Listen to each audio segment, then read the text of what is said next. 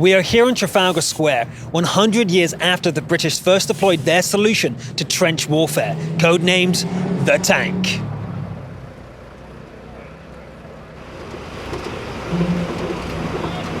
To mark the occasion, crew from Wargaming and the Tank Museum were at Trafalgar Square in the early hours of the morning. Their mission? To carefully deploy a Mark IV tank into the centre of London to draw the attention of the general public to this prestigious day. Today, the 100th anniversary of the first tank attack, and to commemorate that, we've brought a replica First World War tank back to the square. And the thing is that the tank was here in World War I in Trafalgar Square. The idea that the government realised the tank was such a good propaganda weapon, it was so good for public morale, they took a tank in the Lord Mayor's parade. They drove it around London. It had such an impact in the public. They then started to think, hang on, we can do more with this. They took a tank to Trafalgar Square, parked it up, and they used it to help raise money for the war effort. So in a way, we're recreating something that's already happened. What brings you here to Trafalgar Square this morning? I see on Twitter this morning, one of the PR guys, or photographers for the British Army, put something about some tanks being down Trafalgar Square and something to do with the 100-year battle. I thought I'd come down and have a look. Yes, it's the 100th anniversary of the Battle of Flers, which is the first tank action. I guess it's a tank. It's a tank, yeah. Do you know why it's here, though? No. You have no idea? No. What if I said it's exactly 100 years ago today that the first tank deployed into combat? I'm speechless. I've looked into it. I know a little bit about the history of tanks.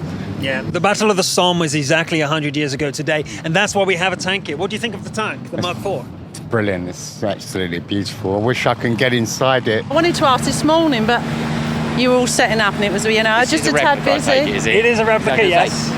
Is it? I don't think it's full scale, is it? It is full scale. It is full scale. It's a lot bigger. You would imagine it's a lot bigger. It'll take 100 years. Not a clue. I live like 5 minutes away. I saw a news report this morning. I normally catch my bus directly over there. So I said, on the way to work, I will definitely have a stop and at least take like 10 minutes, just coming and seeing it. Because this is like, for me, from a nostalgia purpose, this is something I used to have replicas of this as a child. I used to play with this. So to come and see a life-size version of it, the real version of it, I couldn't miss the opportunity. So that's why I'm here. I'm guessing at 11 o'clock you're going to be at work because it's going to be driving down the street. I phoned in. I said I'm going to be late today. I had to come and see it. So we're delighted to see you here today to join us in commemorating that. And I'm also Many people spoke about what the tank meant to them. But as the midday sun was shining, it was Winston Churchill's grandson, Sir Nicholas Soames, who stole the show. On the 23rd of September 1914, Winston Churchill wrote a detailed memorandum from the Admiralty about the urgent need to develop a mechanical device to influence and move trench warfare on. By the end of that month, Churchill, having enlisted the help of the Duke of Westminster, who was an officer in the Armoured Car Division of the Royal Naval Air Service, and other officers, started to drive forward this plan with great vigour. Ladies and gentlemen, 100 years on, we should honour the memory of those who developed these extraordinary weapons and the immense sacrifice in 2 world wars by those who fought in tanks and changed the face of battle forever.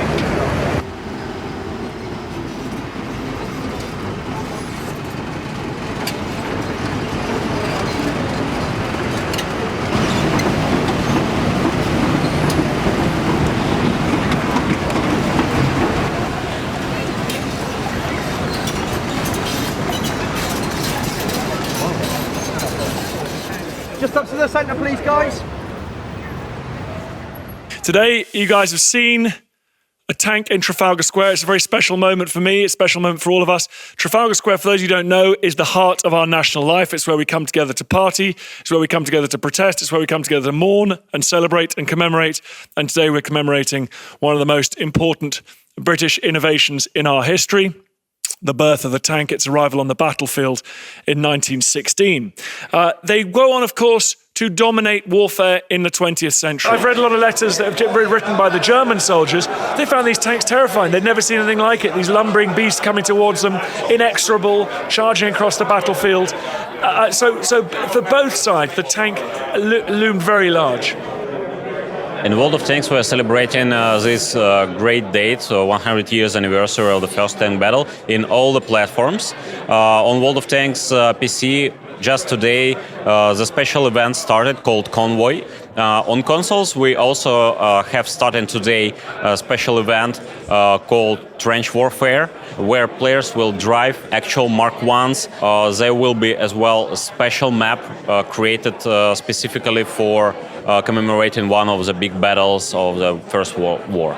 In World of Tanks Blitz, they will start the event at 19th of September, quite soon, and players will have to drive Mark 1 tanks fighting against each other, and we really want to attract them to participate in the celebration of this event. In 3, 2, 1, let's go. Papier, get it. Where? Do you actually know what you're doing? Yes. Penetration, my favorite word.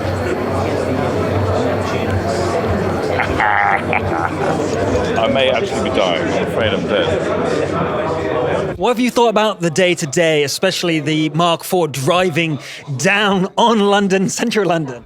It's ridiculous. I'm not sure if in any conflict tanks were ever in London. I'm pretty sure they weren't. I'd need to double check that, but I'm pretty sure they weren't. So to actually see tanks, and particularly of that age in London, is really quite marvellous. And then at the same time, coincidentally, in Horse Guards Parade, there was a Challenger 2 tank which was there for a recruitment drive.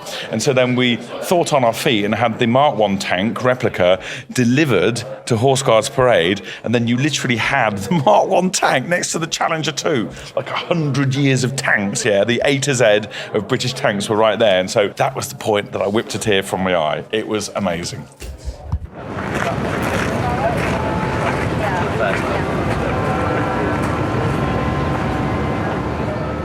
100 years ago, the tank started with a machine not so dissimilar to the one behind me, the Mark IV. But over the 100 years, it had to evolve into a completely different beast. And who better to explain the changes than none other than Richard Cutland, otherwise known as the Challenger.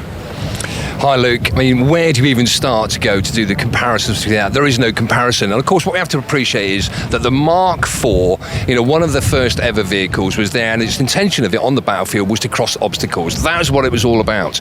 The great comparison now, of course, just behind us, we've got the latest British main battle tank, the Challenger 2, the last tank I ever served on. The differences between it are absolutely vast. I mean, we're talking about digitisation, firepower, protection, mobility. From a crew perspective, I mean, I have to appreciate that what it must have been like to serve inside the Mark IV must have been horrific. And today is a very poignant day for me. Of course, we're not only paying tribute to 100 years of some amazing advances in technology, but also we're paying tribute to the men that served on these particular vehicles. And really, just to finish off the day as well, I want to pay my very personal respects to the guys who are still serving today on the Challenger 2, and throughout the world, of course.